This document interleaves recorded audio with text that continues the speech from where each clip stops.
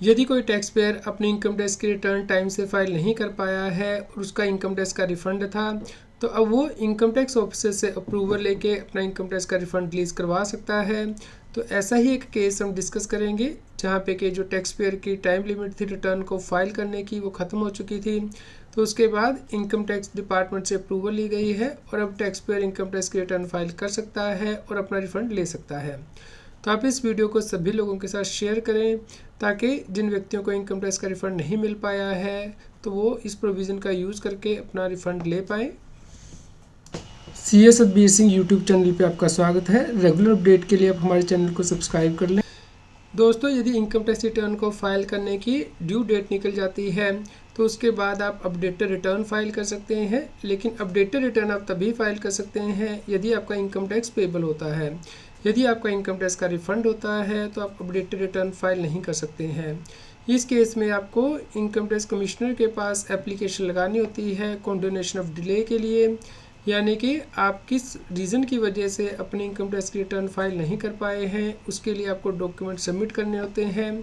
तो उसके बाद इनकम टैक्स कमिश्नर के द्वारा डिसाइड किया जाता है कि क्या आपकी डिले को कंडोन किया जाएगा। तो ऐसा ही केस हम डिस्कस करेंगे। यहाँ पे हमने एक एप्लीकेशन लगाई थी कमिश्नर ऑफ इनकम टैक्स के पास, जहाँ पे कि टैक्स पेयर अपनी इनकम टैक्स की रिटर्न को फाइल नहीं कर पाया था और जो टाइम लिमिट था वो ख़त्म हो गया था और टैक्स पेयर का इनकम टैक्स का रिफ़ंड था। तो अब इनकम टैक्स ऑफिसर के द्वारा अप्रूवल दे दी गई है, जो डिले को कंडोन कर दिया गया है। यहाँ पे अप्रूवल ऑर्डर आ गया है। तो आप यहाँ पे देख सकते हैं कि यहाँ पे हमने एप्लीकेशन फ़ाइल की थी 7 अगस्त 2024 को और उसमें हमने कुछ डॉक्यूमेंट भी लगाए थे जिसकी वजह से कि हम इनकम टैक्स की रिटर्न फाइल नहीं कर पाए थे टाइमली। तो यहाँ पे यदि आप भी इस प्रकार के डॉक्यूमेंट लगाते हैं तो आपकी भी जो अप्रूवल है वो की जा सकती है इनकम टैक्स डिपार्टमेंट के द्वारा, क्योंकि आपको ये प्रूव करना होता है कि कौन से ऐसे जेन्युइन रीज़न थे जिनकी वजह से कि आप इनकम टैक्स रिटर्न फाइल नहीं कर पाए हैं। तो यदि आप ऑफिसर को सेटिस्फाई कर देते हैं तो उस केस में इस प्रकार से ऑर्डर पास किया जाता है इनकम टैक्स ऑफिसर के द्वारा under section 119 sub section 2 clause B of the income tax act. तो आप यहाँ पे देख सकते हैं कि सस्सी की जो एज है वो 60 ईयर से ज़्यादा थी और टैक्स पेयर को मल्टीपल हेल्थ इशू थे, हार्ट प्रॉब्लम थी, तो उसके हमने डॉक्यूमेंट यहाँ पे लगाए हैं। टैक्स पेयर की जो ग्रॉस टोटल इनकम है वो 4 लाख से ज़्यादा थी और नेट इनकम 3,76,000 रुपये थी। तो यहाँ पे टैक्स पेयर का इनकम टैक्स का रिफ़ंड बन रहा था, तो वो आप क्लेम नहीं कर सकते अपडेटेड रिटर्न फाइल करने के लिए, तो इसीलिए हमने एप्लीकेशन लगाई थी। तो अब इनकम टैक्स कमिश्नर के द्वारा ये कहा गया है कि ये जो डॉक्यूमेंट है वो चेक कर लिए गए हैं और ये जेन्युइन रीज़न है, तो टैक्स पेयर अब इनकम टैक्स का रिफ़ंड अप्लाई कर सकता है, रिटर्न फाइल कर सकता है।